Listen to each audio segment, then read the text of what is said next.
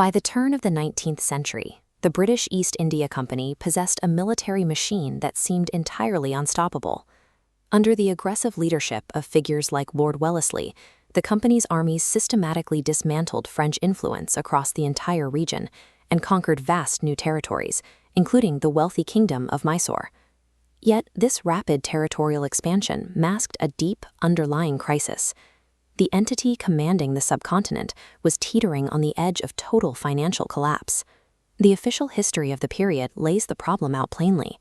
Decades of almost uninterrupted warfare had generated a massive deficit in the Indian resources, draining the wealth of the entire region to sustain the campaigns. As a private, profit-driven firm, the East India Company answered to corporate leadership in London, who demanded immediate, drastic spending cuts to rescue the bottom line. To execute these cuts, London dispatched a new governor of Madras, Lord William Bentinck, and a new military commander, Sir John Cradock, in 1807.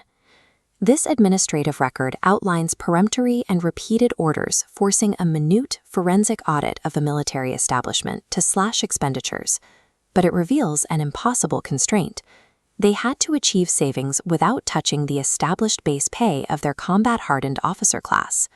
Blocked from reducing salaries directly, Cradock had to hunt through the ledgers for secondary expenses, looking to eliminate the hidden fat and informal profit centers woven into the military structure.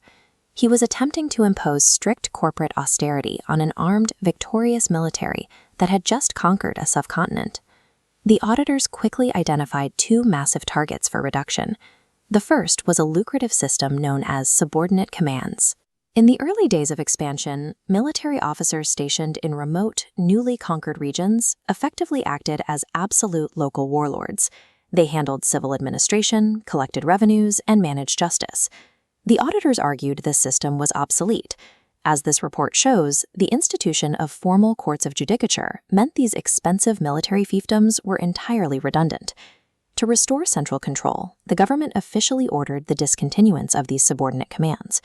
Remote outposts that had generated enormous personal authority and profit for individual officers were swept away by strict corporate bureaucracy. The same record identifies the second, far more explosive target on the auditor's list, the abolition of the tent contract. To understand why this contract existed, you have to look at the sheer logistical scale required to move a British army across India. Tents, camp equipage, and heavy artillery trains required thousands of animals and attendants.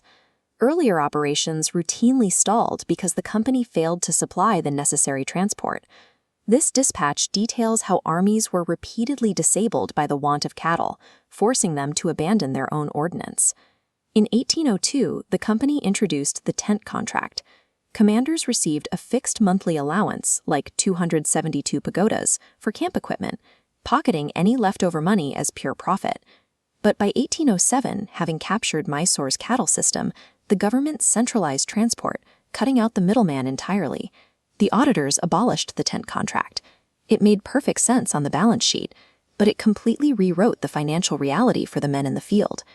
The decision revealed a fatal disconnect between the accountants in London and the officers stationed thousands of miles away.